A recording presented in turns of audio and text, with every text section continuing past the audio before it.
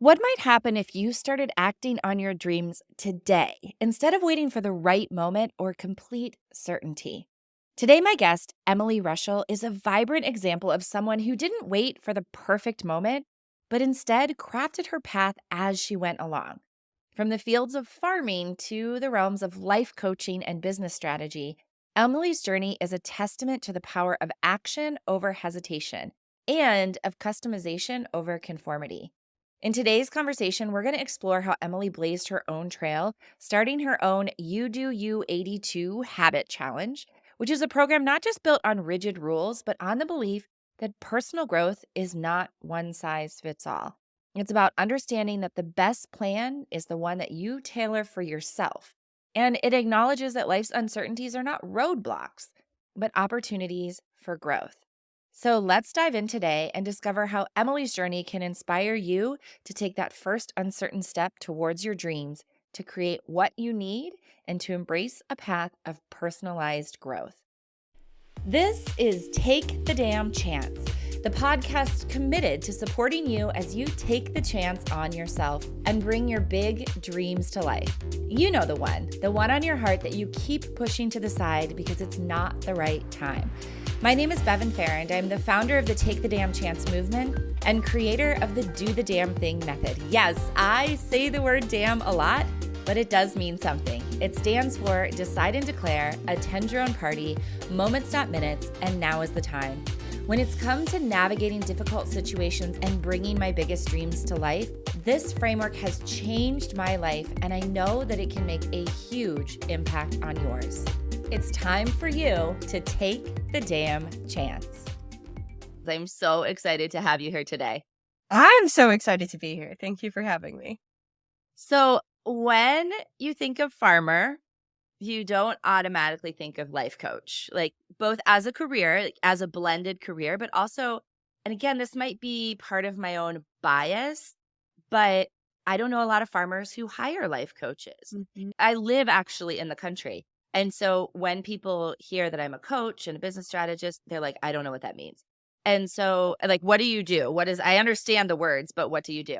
So tell us how you got to where you are in this career of yours. Yeah. And I didn't necessarily even expect to be a coach or be doing what I'm doing now. It was kind of one thing led to another, and I just was open to opportunities and possibilities.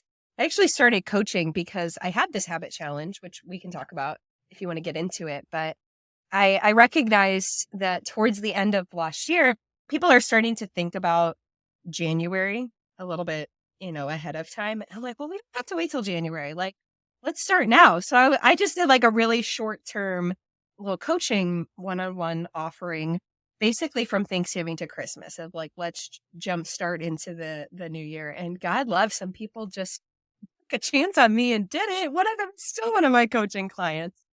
And so that's where that led. And then the other huge part of what I'm doing is small group masterminds. And honestly, that came from the necessity of my own life. Here I was, a very social person, always used to working on very collaborative teams, both in the classroom and in my nonprofit experience. And now I'm a solopreneur in my house, going slowly insane just with all the ideas in my head. And so I was like voice memoing one of my friends from the retreat I'd gone to, and in like a heat of frustration was like, I just wish I had like the group of people that, we were with, we could just like talk all the time and like have a place to talk through everything that's like in my brain, blah, blah, blah. And she was like, it sounds like you could just create that. And I was like, okay. So I spent the whole month of December just having one-on-one conversations with other people who kind of responded to me just asking if that might be something they're interested in, and formulated what it was going to look like, and then started end of January, beginning of February. Yeah. I do a lot of small group masterminds as well. And I used to only do one-on-one coaching. Mm-hmm. And now I only ever have one-on-one client at a time, and primarily do these groups. And the reason is because I will have people come to me and say, I'm not really a group person. I'd really like to work with you one-on-one. And I say, you know what, just give it a try. Mm-hmm. Because what is beautiful about small group, well, masterminds in general, and some people don't know what a mastermind is when they hear it. And it's really just, in my opinion, a collective of people working towards a similar goal, Mm-hmm. which can actually be quite varied. Like my mastermind is just bringing your big, bold dream to life, Yeah. which is Yeah. different for people. But it is something when you have that and you're listening, because people will say, oh, I don't want to share my stuff in front Mm-hmm. of the group. The beautiful part of it is listening to other people being coached. You don't know what you don't know. Mm-hmm. So when I have my business mastermind and my entrepreneur clients come to it and say, they're listening to somebody else who's saying, oh my gosh, this client wants to break their contract. And they're like, I don't even have contracts for my clients. They Yeah. don't know. Or when we're talking with, just other of the do the damn thing mastermind, where they're saying, I had this conversation with my spouse and here's what happened. And somebody else is saying, oh my gosh, I'm dying to have a conversation with my partner Mm-hmm. and didn't even know how to start it. It is so powerful to do that. And I love that you're creating the container in the space for people to have that experience, Mm-hmm. I definitely echo that 100%. And what makes, I think, my mastermind unique is that I'm bringing together rural women. right? So it's women in agriculture, small town communities, live in the middle of nowhere. And the through line is that just really interest and investment in personal and professional growth. So I have some entrepreneurs, some content creators, some in careers that they love that are just really craving that personal aspect or that community. But so many of the women in our mastermind express the same sentiment of like, I have these big goals, dreams, aspirations, or just even expansive mindset of what is possible. And I feel like no one around me understands what I'm talking about. So it's like I'm bringing together these women from all over the country, actually Canada and Mexico too. So I think we're international. You are We're international. international. But bringing them together and, we're able to open the conversation with, oh, well, how's harvest going for you guys? Or something that happened with the cows, blah, blah, blah, and then get into like all this personal growth, nitty gritty business. And it's like, I don't feel like there's a lot of spaces that exist that hold space for both. Now, the other thing I love about what you've created with your mastermind goes back to what I teach around permission versus support and layered declaration. So when we are putting something big out into the world, there is this impetus to shout it from the social media rooftops. And you'll hear people say, oh, you've got to make your brave declaration and then, live into it. And that often derails us. But what also can derail us is sharing our dreams with the wrong people or the right Mm-hmm. people at the wrong time. And so with layered declarations, what I encourage people to do is start with 2 to 3 people that are your cheerleaders. And their whole goal is to just cheer you on. It is to be like, yes, you made your first email template. Amazing, you posted on Instagram. But it's not to eat away at your dream. Mm-hmm. It is just to cheer you on until you build a little bit of confidence, a little bit of that foundation. Then you expand that circle out and keep going, because we have this feeling of telling the people closest to us. And when we do that, a lot of times we are unconsciously asking for their permission. We're Yeah. saying something like you were, hey, I'm going to go start this thing. And people are like, what are you talking about? You're like, I don't know. And then they try that on for themselves. They are massively uncomfortable with it. And they Mm-hmm. start to eat away at your dream.